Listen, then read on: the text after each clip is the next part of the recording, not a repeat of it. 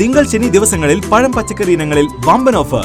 ഓഫറുകൾ നിങ്ങളിലേക്ക് എത്താൻ 7593871004 എന്ന നമ്പറിലേക്ക് ഓഫർ എന്ന് ടൈപ്പ് ചെയ്ത് വിടൂ. ആഴ്ചകൾ തോറും ഓഫറുകളുമായി Kudumbini super market, Pattambi and Shoranur.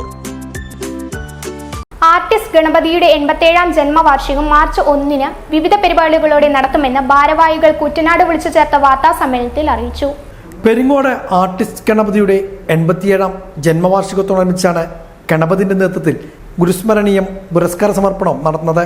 നാളെ പെരിങ്ങോട് വെച്ചാണ് പരിപാടികൾ ഒരുക്കിയിരിക്കുന്നത്. ജില്ലാ സ്കൂൾ കലോത്സവത്തിൽ പെയിന്റിംഗ് ഡ്രോയിങ്ങിൽ 1ാം സ്ഥാനം നേടിയ മണ്ണാർക്കാട് HSSലെ അഭിനവ് കെ അശോകിനാണ് ഈ വർഷത്തെ പുരസ്കാരം സമ്മാനിക്കുന്നതെന്ന് ഗണപത് കൂട്ടായ്മ ഭാരവാഹികൾ കൂറ്റനാട് വിളിച്ചേർത്ത വാർത്താ സമ്മേളനത്തിൽ അറിയിച്ചു. അനുസ്മരണ സമ്മേളനത്തിൽ കവിയും പ്രഭാഷകനുമായ ആലങ്കോട് ലീലാകൃഷ്ണൻ, നാഗശ്ശേരി ഗ്രാമപഞ്ചായത്ത് president TV Nisha, PM Narayana Namboothiripad എന്നിവർ പങ്കെടുക്കും. ജന്മവാർഷിക ദിനത്തിൽ അനുസ്മരിക്കുക എന്നുള്ളൊരു ചടങ്ങാണ്. മാഷയുടെ ശിഷ്യന്മാരുടെ സംഘടന 2006 തുടങ്ങിയ, മാഷുള്ളപ്പോൾ മാഷയുടെ ശിഷ്യ സംഘടന ഉണ്ടായതാണ് 2006 Ganpat art disciples of Ganapathy Perungode എന്നുള്ള പേരിൽ 2006 തുടങ്ങിയ സംഘടനയാണ് ഗൺപത്. അതിലെ അന്നത്തെ മെമ്പേഴ്സ് തന്നെയാണ് ഞങ്ങളെല്ലാവരും. ഞങ്ങൾ മാഷയുടെ ജന്മവാർഷികം ഞങ്ങൾ അനുസ്മരിക്കുകയാണ്. ഇത് 4ാമത്തെ പ്രാവശ്യമാണ് ഇപ്പോൾ ഈ അനുസ്മരണം വരുന്നത്.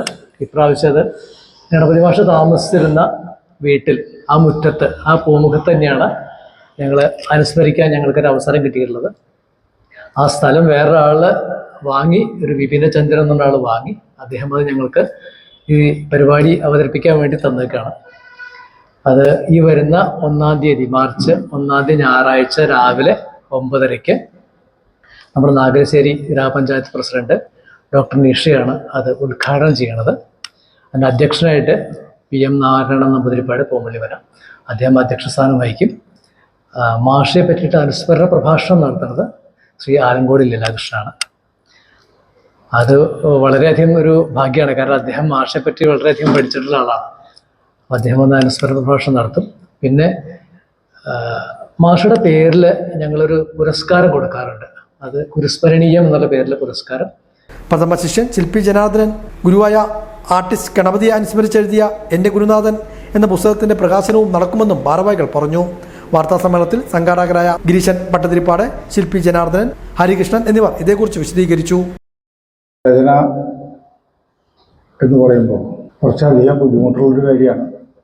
ഗുരുനാഥൻ്റെ ജീവചരിത്രം, അത് അദ്ദേഹം ഇടപെട്ടു പോന്നിട്ടുള്ള എല്ലാ വ്യക്തികളെയും കുറിച്ച് ഒക്കെ പറയുകയാണെങ്കിൽ ഒരുപാട് ദീർഘമായി പോകും. അതുകൊണ്ട് തന്നെ അത് വളരെ ലഘുവായിട്ട് പ്രതിപാദിച്ചിട്ടുള്ള ഒരു പുസ്തകം.